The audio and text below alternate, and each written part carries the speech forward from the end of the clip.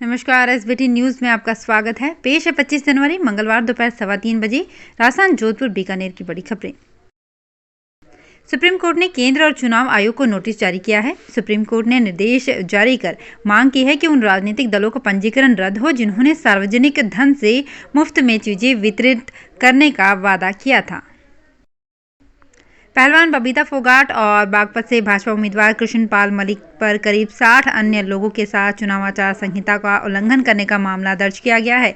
उन पर सोमवार को आईपीसी की धारा 269, 270 और 188 के तहत मामला दर्ज किया गया है।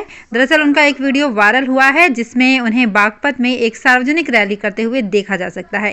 पुलिस के मुताबिक फोगाट बदौत के बाली गांव में कृष्ण पाल मलिक के लिए प्रचार करने गई थी, जो इलाके के मौजूदा विधायक भी हैं। उन्होंने गांव में एक जनसभा को संबोधित किया जिसमें किसी ने भी मास्क नहीं पहना था। आरोप है कि जनसभा करने के लिए जिला प्रशासन से भी कोई अनुमति नहीं ली गई। फोगाट द्वारा अपने ट्विटर अकाउंट पर अभियान से संबंधित तस्वीरें पोस्ट करने के बाद प्रशासन ने कथित चुनाव आचार संहिता उल्लंघन का स्वतः संज्ञान लिया।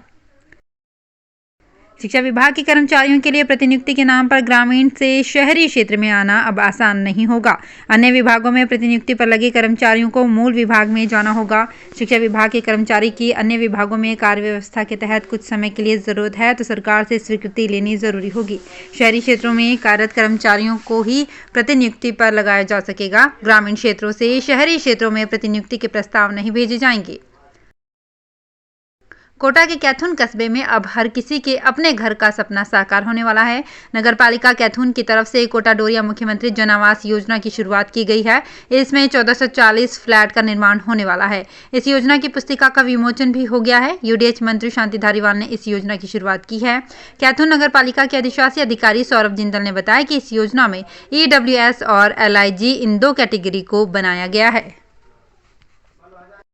देश के बड़े मंदिरों में शुमार राजस्थान के दौसा जिले के सिकराय विधानसभा क्षेत्र में स्थित सिद्धपीठ मेहंदीपुर बालाजी मंदिर 11 जनवरी से बंद है। ऐसे में श्रद्धालुओं की आवक थमने से दुकानदारों के सामने रोजी रोटी का संकट गहरा गया है। वहीं धर्मशाला गेस्ट हाउस भी वीरान पड़े हुए हैं। इससे इनका बिजली बिल जमा कराने लायक भी आमदनी नहीं हो रही है। ठेला लगाकर आजीविका चलाने वाले लोगों के सामने मुश्किलें खड़ी हो गई है। जयपुर में जलदाय विभाग ने बास बदनपुरा दिल्ली रोड क्षेत्र की कॉलोनियों की 80,000 की आबादी को रात 8 से 11 बजे तक होने वाली जलापूर्ति से उपभोक्ताओं को हो रही परेशानी का समाधान कर दिया है। सोमवार को जयपुर शहर PHED इंजीनियर्स ने 4 दीवारी की 7 चौकड़ियों में रामनिवास बाग पंप हाउस से सुबह, दोपहर और शाम की जलापूर्ति में आंशिक परिवर्तन कर इन इलाकों में सप्लाई के समय में बचत कर ये व्यवस्था की है। सत्यमेव जयते सिटीजन सोसाइटी की टीम ने अध्यक्ष विमला गट्टाने के नेतृत्व में जोधपुर के निवर्तमान पुलिस कमिश्नर जोस मोहन का उल्लेखनीय सेवाओं के लिए उनके निवास पर अभिनंदन किया।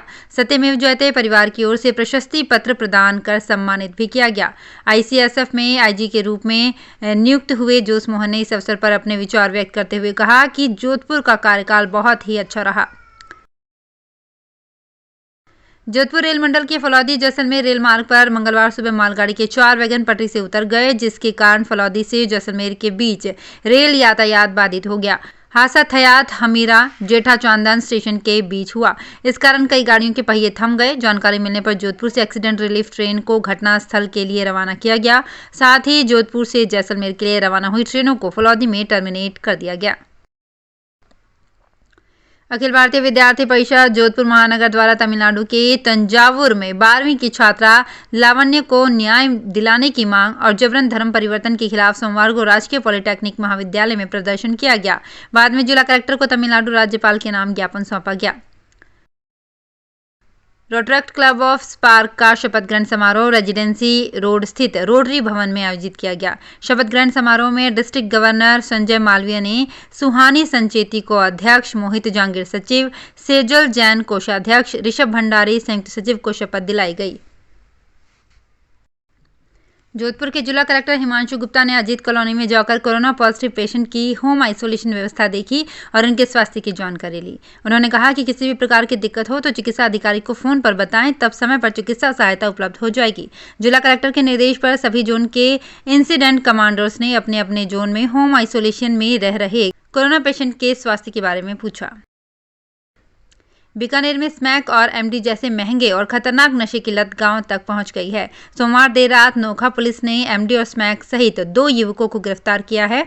ये पहला मौका नहीं है जब नोखा में एमडी के साथ युवक को पकड़ा गया है। इससे पहले 2 सगे भाइयों को इसी के साथ गिरफ्तार किया गया था। जोधपुर एम्स में बड़ी आंत में अल्सर की बीमारी रोबोटिक विधि से सफल ऑपरेशन हुआ।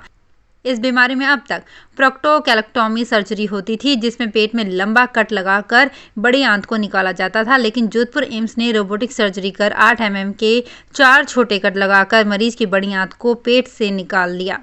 इससे मरीज को जल्दी ही बीमारी से निजात मिली और दर्द भी कम सहना पड़ा।